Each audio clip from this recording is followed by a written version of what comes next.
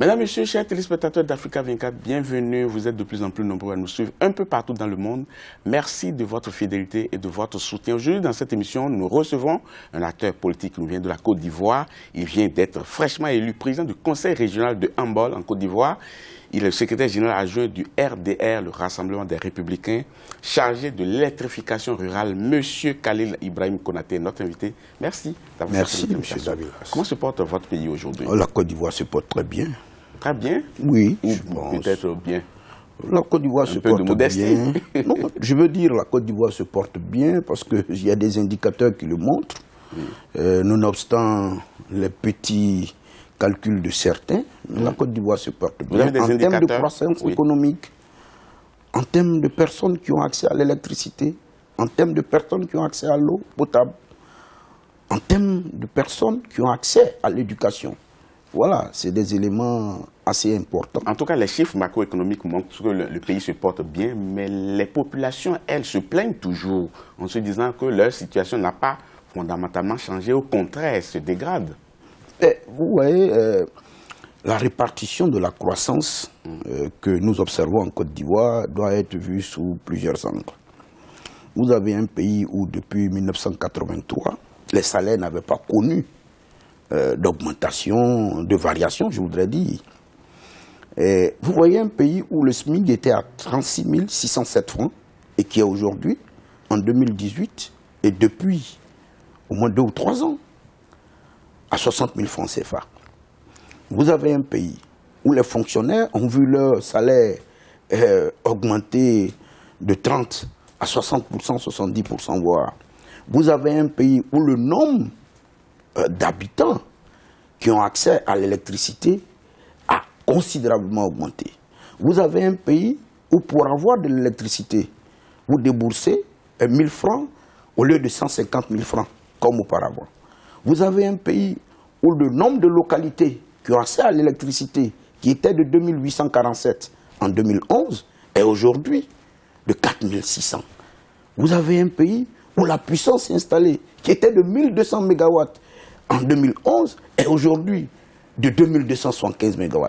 Ce pays-là, comment on peut le qualifier? En tout cas, je sens le spécialiste de l'électrification qui parle, parce que vous êtes revenu plusieurs fois sur l'électrification, mais il va falloir que vous fassiez quelque chose du côté des populations pour qu'elles soient en phase avec vous. On va évoluer dans cette émission et parler d'un fait d'actualité. M. Thierry Tano, ministre ivoirien du pétrole et de l'énergie, a récemment été démis de ses fonctions.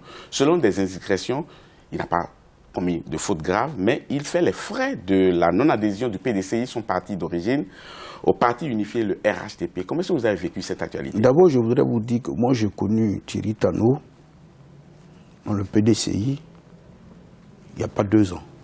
Khalil Konaté est militant du Rassemblement des Républicains depuis 1994. Et puis, pour répondre à votre question... Je n'ai pas compris, vous l'avez connu je l'ai connu au PDCI. Il n'est pas militant en réalité. Je ne le connais pas en tant que militant. Il est arrivé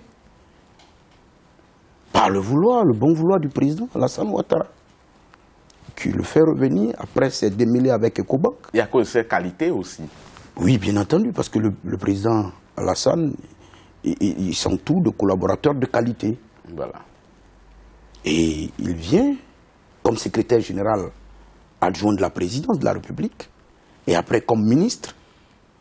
Mais à un moment donné, le président peut décider de se séparer d'un collaborateur pour telle ou telle raison. Mais est-ce que vous connaissez les raisons aujourd'hui? Vous n'en connaissez pas du tout, ou bien vous ne faites du tout pas de lien avec la situation délétère qu'on observe aujourd'hui entre tous ceux qui se réclament du PDCI et qui sont au gouvernement. Pourquoi voulez-vous que je qualifie une action posée par le président de la République qui relève de son pouvoir discrétionnaire? Mais bien entendu, mais on peut en débattre.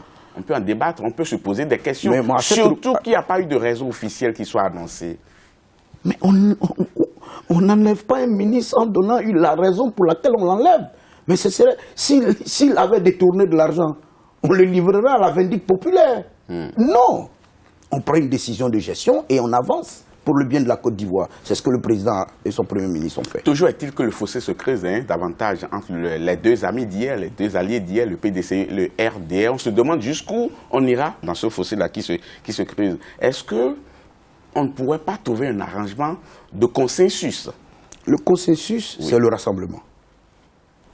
Le consensus, c'est le rassemblement des enfants de Houphouët-Boigny. Oui, bien entendu, tout le monde prône cela justement. Que ce soit le RDR, que ce soit le PDCI, tout le monde prône le rassemblement des enfants de Houphouët-Boigny. Mais c'est le timing aujourd'hui qui fait la différence. Mais le timing dont on parle, Oui. mais il est mentionné dans un document qui a été signé par tous les partis membres du RHDP. Et le dernier à le signer, c'était le président du PDCI. Et le timing dit quoi? Pour dire qu'on mettrait progressivement le parti unifié en place dans un délai de 18 mois. Il a signé ce document en avril 2018. Et 3 mois après, je ne suis plus dans l'accord.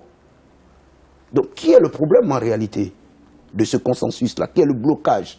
Et qui plus est, en 2014, le président du PDCI, il dit, et je cite, qu'il souhaite que toutes les structures du PDCI-RDA se mettent en mouvement pour faire aboutir la candidature unique du président Alassane Ouattara aux élections présidentielles de 2015. Ça, c'était 2015. Partant du fait que les actions du président militaient en faveur d'une telle position du président Aimé André Konan Bédié. Oui, mais il ne remet pas cela en cause aujourd'hui. Mais en 2017, à l'occasion du 3e anniversaire de l'appel de Daoukro, le président du PDCI a dit qu'il bloquait ses propos et qu'il fallait rapidement mettre en place le parti unifié en 2017.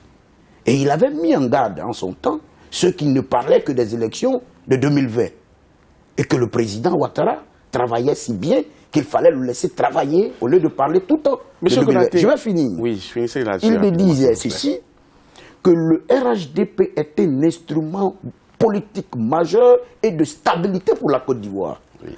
Comment on peut qualifier un tel instrument à 6 mois et au 7e mois venir dire que non, je ne suis plus dans cet instrument? Donc ça veut dire que c'est vous qui ne voulez pas la stabilité pour le pays. Oui, mais M. Konaté, tout à fait d'accord avec vous sur toute la ligne. Mais là où on peut se poser des questions, c'est que tous les acteurs, d'abord, sont unanimes qu'il faut aller vers un parti unifié. Et je disais tout à l'heure que c'est le timing qui ne fait pas l'unanimité. Mais là-dessus, que le président estime que les actions du président Bédié sont très bien, il n'y a pas de problème là-dessus. Mais qu'il ait dit, mentionné dans ce document qu'il faut aller rapidement dans un délai de 18 mois. Moi, je n'ai pas accès au document.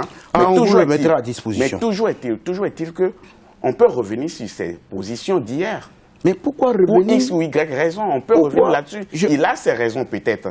Mais est-ce que cela suffit pour que ce soit le divorce total? Je ne vois pas ça en termes de divorce. Je vois cela en termes de stratégie politique des uns et des autres. Vous savez, quand vous avez décidé de vous mettre dans un processus séquentiel, c'est comme en automatisme le graphe 7, le graphe fonctionnel de commande étape et transition. Donc aux étapes, les étapes sont associées des actions et aux transitions sont associées des conditions. Donc la condition pour que nous mettons en œuvre une alternance et la gestion collégiale du pouvoir, mais c'est de mettre ensemble ce grand parti, ce grand rassemblement des enfants de Houphouët-Boigny. Bien entendu, mais le parti unifié n'existait pas hier, pourtant le rapprochement entre le RDR, le PDC, mais il n'existait pas, mais c'était tout comme. Plus ou moins bien. Oui, il n'existait pas, mais il était tout comme. Mais quand nous voulons formaliser, tout comme là. Nous voulons formaliser et rendre légal. Vous voyez ce qui s'est passé. Personne ne refuse cela. Mais pourquoi tenez-vous absolument que ça se fasse avant les élections présidentielles? C'est ça le problème. Mais pour ce qu'on vous a concédé hier. Mais c'était le principe. Le principe qui avait été arrêté par les partis membres du RHDP, c'était de mettre le parti unifié en place avant les élections présidentielles de 2020, de sorte que le candidat qui devait représenter le RHDP à ces élections soit le meilleur d'entre nous, selon les dires. Bien entendu, mais M. Konaté, pour ce que le PDCI a concédé au RDR hier, est-ce que ça ne vaut pas la peine de dire, bon, écoutons un peu ce qu'ils disent, étant donné qu'ils ne remettent pas en cause fondamentalement le parti unifié que nous voulons construire? Est-ce que ce n'est pas, le jeu ne vaut pas cette chandelle-là? Non, moi je pense qu'il faut être fidèle à ses propos. Oui, mais il faut être fidèle. On peut se tromper, à sa signature, on peut avoir réfléchi autrement. Il faut être fidèle aux idéaux du président qui recommande le dialogue, mais on ne dialogue, on ne rompt pas le dialogue et dire qu'on ne revient plus on ne revient plus dans le RHDP. Ça, c'est le président Bédié qui le dit, qui est l'aîné du président Ouattara. Vous voyez, la sagesse commande que, quand on est dans une telle position, on ne parle pas. Parce que le mot « jamais » ne devrait même pas être utilisé en politique. Vous voyez, j'en connais des gens qui disent qu'ils ne sont pas d'accord avec le RHDP dans sa forme actuelle, mais qui sont très opposés à une alliance entre le PDCI et le FPI. Mais de la même manière, il y a des militants, et pas des moindres, de part et d'autre, du RDR comme du PDCI, qui ne sont pas d'accord avec le parti unifié aujourd'hui, même au sein du RDR. Je ne crois pas. On va revenir là-dessus, mais avant, on va marquer une pause. Chers téléspectateurs, ne partez surtout pas. On marque une pause, on revient dans cette émission pour évoquer ces gens-là qui sont du côté du RDR, et pas des moindres, mais qui ne veulent pas d'un parti unifié, en tout cas pas aujourd'hui. On marque un arrêt, on vous retrouve dans quelques instants, chers téléspectateurs.